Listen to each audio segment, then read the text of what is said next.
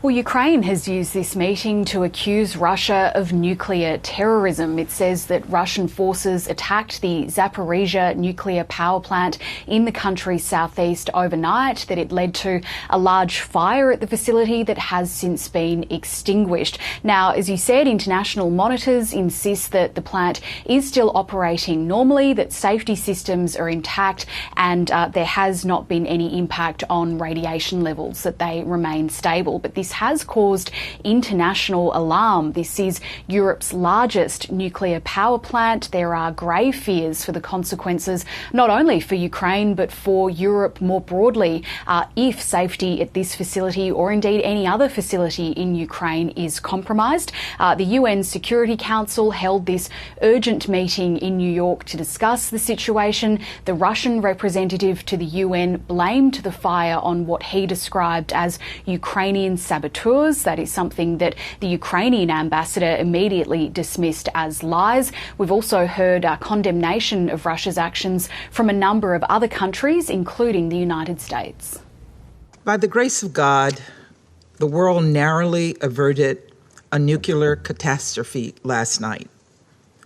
We all waited to exhale as we watched the horrific situation unfold in real time. I applaud the ability of the Ukrainian operators to keep all 6 reactors in safe conditions while under attack and to report as they were able to their nuclear regulator. Now, Jade, apart from the UN Security Council gathering, NATO foreign ministers have also been meeting. What have they been discussing?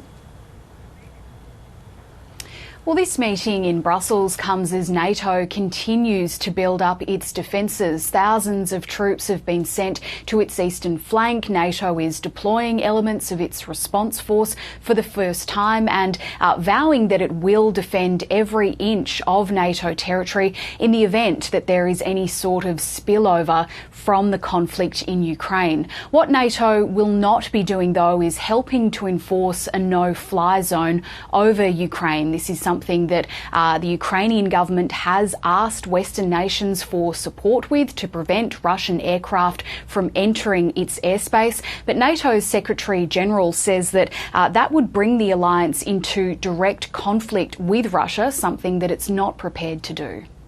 We have made it clear that we are not going to move into Ukraine, neither on the ground or in the Ukrainian airspace.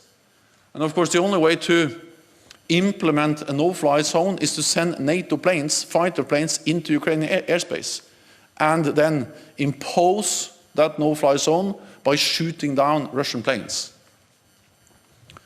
And our assessment is that we understand the desperation, but we also believe that if we did that, we'll end up with something that could end in a full-fledged war in Europe, involving many more countries and causing much more human suffering. Now, the US Secretary of State Antony Blinken has reinforced that message today. He says that the US and its allies do not want to provoke a broader conflict here. He says the US, though, is still considering further sanctions against Russia. Right, Jade McMillan there reporting for us from Washington. Thank you.